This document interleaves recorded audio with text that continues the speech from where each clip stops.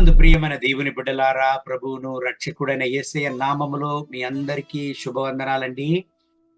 అపోస్తులుడైన పౌలు తిమోతికి రాసినటువంటి ఒక మొదటి పత్రిక 6వ అధ్యాయం 6వ వాక్యాన్ని చదువుకుని ఈ రోజు కొరకు మనము ప్రార్థన చేద్దాం.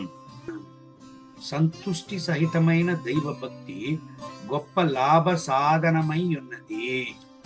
దేవుని బిడ్డలారా, సంతుష్టి సహితమైన దైవ భక్తి గొప్ప లాభ సాధకమై ఉన్నదంట.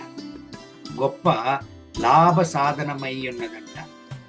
ఈ లోకములో మనం జీవించేటప్పుడు సంతృప్తికరమైన జీవితం అనేది చాలా ముఖ్యమైనది. దేవుడు మనకు ఏమైతే ఉద్యోగం ఇచ్చాడో, దేవుడు ఏమైతే మనకు ఆశీర్వాదాలు ఇచ్చాడో, దేవుడు ఏమంత పరిస్థితుల్లో మనకు కలుగు చేసినాడో దానిలో మనము సంతృప్తిగా జీవించడానికి నేర్చుకోవాలి. ప్రభు అయిన యేసయ్య తనకు కలిగినటువంటి ప్రతి ఒక్క వసతులలో సంతోషంగా దేవుని సేవను చేశాడు, కానీ ఏ విషయంలోనూ ఎవరి దగ్గర ఆయన ఉదాహరణగా లేక పోలేదు. ఏ విషయంలోనూ ఆయన అసంతృప్తిగా జీవించినటువంటి యొక్క సంఘటన వేద గ్రంథంలో లేనే లేదు. ఆయన సంతృప్తిగా జీవించాడు. ఆయనే చెప్పాడు, చూడండి, ఆకాశ పక్షులకు గూడులున్నది, నక్కలకు గురియలున్నది, కానీ మనిషి కుమారునికి తలవాల్చడానికి స్థలము లేదన్నాడు ఆయన.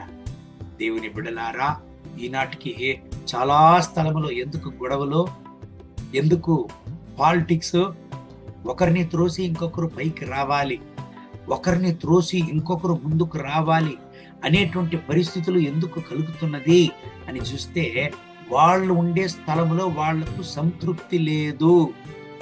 చాలా మంది అప్పులతో అవస్థపడేది మనం చూస్తున్నాం. ఎందుకంటే దేవుడు వాళ్ళకి ఏమి ఇచ్చాడో దానితో సంతృప్తికరంగా జీవించడానికి వాళ్ళకు మనసు లేదు. కాబట్టి లేనిపోని వాటికంతా మనసు నుంచి అప్పులు చేసుకుని అప్పుల నుంచి బయట రాకుండా నానావస్థలు పడేటువంటి పరిస్థితుల్ని ఈ చివరి రోజుల్లో మనము చూస్తున్నాం. దేవుని బిడ్డలారా, మీకు దేవుడు ఏమైతే ఇస్తాడో వాటిలో సంతృప్తిగా జీవించడానికి నేర్చుకోండి. అదే గొప్ప లాభదాయకమైనటువంటి అనుభవం. అదే 7వ వాక్యాన్ని చదివినట్లయితే దేవుని వాక్యం చెప్తుంది, మనం ఈ లోకములోనికి ఏమీయో తేలేదు, దీనిలో నుండి ఏమీయో తీసుకుని పోలేము. 8వ వాక్యాన్ని చదివినట్లయితే, కాగా అన్న వస్త్రములు గలవారమయ్యుండి వాటితో తృప్తి పొంది ఉండుము. దేవుని బిడ్డలారా, ఈనాటికి మనం ప్రాణంతో ఉంటున్నాం, రేపటికి మనం ఉంటామని గ్యారంటీ లేదు. ఎందుకంటే ప్రతి ఒక్క వస్తువులకు గ్యారంటీ భూలోకంలో ఉన్నది, కానీ మనిషి జీవితానికి మాత్రమే గ్యారంటీ లేదు. కాబట్టి జీవించేంత కాలం సంతృప్తిగా జీవించడానికి నేర్చుకోవాలి.